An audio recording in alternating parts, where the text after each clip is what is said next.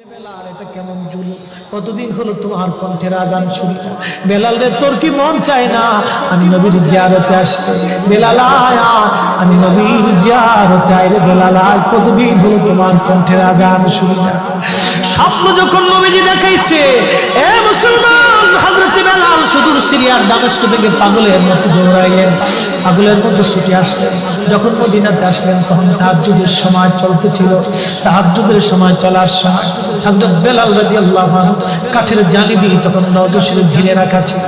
ওই জালির পাশে বসে বসে জালির সঙ্গে মাথা ঠেকাইয়া নবীর পাগল বসে বসে গুনগুন করে কাঁদে আর বলে, হুজুর আপনি আসতে বলেছিলেন, গোলাম এসে হাজির হয়েছে। নবী গো, আজান দিতে বলেছেন, আমি আজান দিলে আপনি আগে নামাজে আসতেন, এখন আজান দিলে কি নবী আপনি নামাজে আসবেন? হুজুর এখন আজান দিলে কি আপনি নবী নামাজে আসবেন? নতুন মুয়াজ্জিন আসছে রে আজান দেওয়ার জন্য, এসে দেখে নবীর মুয়াজ্জিন বেলাল কাঁদে। ডাক দেখে মদিনাবাসী শুনছো, নবীর মুয়াজ্জিন ফিরে এসেছে, বেলাল আসছে, বেলাল ফিরে আসছে। এই কথা শোনার পরে সব সাহাবী ঘর থেকে বের হয়ে দৌড়ায় এসে দেখে বেলাল কাঁদে। সাহাবীরা বলে, বেলাল আজান দাও, কতদিন হলো তোমার কণ্ঠে আজান শুনি না। বেলাল আজান দাও, কতদিন হলো আজান শুনি না রে বেলাল। বেলাল বলে, সাহাবীরা রে, আমি আজান দিলে কি নবী নামাজে আসবে বলো? সালমান ফারসি রাদিয়াল্লাহু আনহু ডাক দেখে, সাহাবীরা আমাদের কথায় বেলাল আজান দিবে না, তোমরা যাও দেখো হাসান আর হুসাইন দুইজন ঘরের মধ্যে আছে।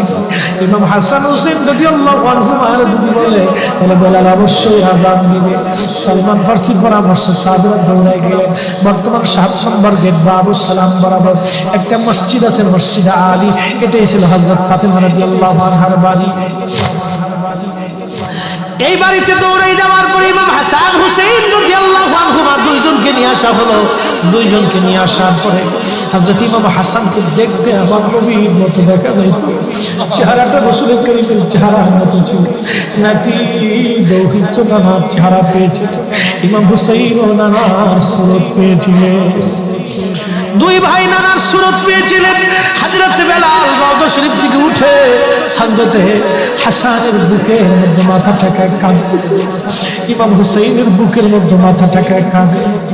হযরত ইমাম হাসান ডাক দেখে, নানার মুয়াজ্জিন, কতদিন হলো তোমার কণ্ঠে আজান শুনি না।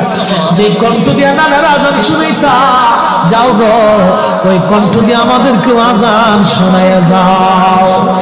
যখন হযরত বেলাল ইমাম হাসান এই কথা বললেন, হযরত বেলাল দৌড়াই গেলেন।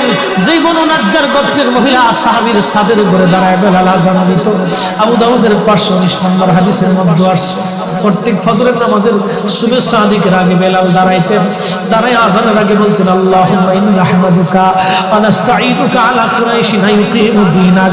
প্রত্যেক ফজরের আযানের আগে এই দোয়াটা পড়ে বেলাল আযান শুরু করতেন। হযরত বেলাল রাদিয়াল্লাহু আনহু আজকে তাহাজ্জুদের আযান দিতে গেছে। আযান দিতে যাওয়ার পরে হযরত বেলাল যখন আযান দিলেন, আল্লাহু আকবার, আল্লাহু আকবার, আযানের মধুর ধ্বনি সারা মদিনার রন্দে রন্দে ছড়িয়ে গেল। মদিনার ঘর থেকে সব সাহাবী বের হয়ে দৌড় মারছে।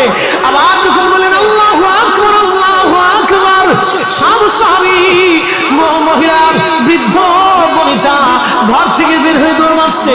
যখন বলল আশহাদু আল্লা ইলাহা ইল্লাল্লাহ, মদিনার ঘর থেকে সব মহিলারা ঘর থেকে বের হয়ে দৌড় মারছে রে, আর কান্না করে নবী বুঝি ফিরে আসছে রে।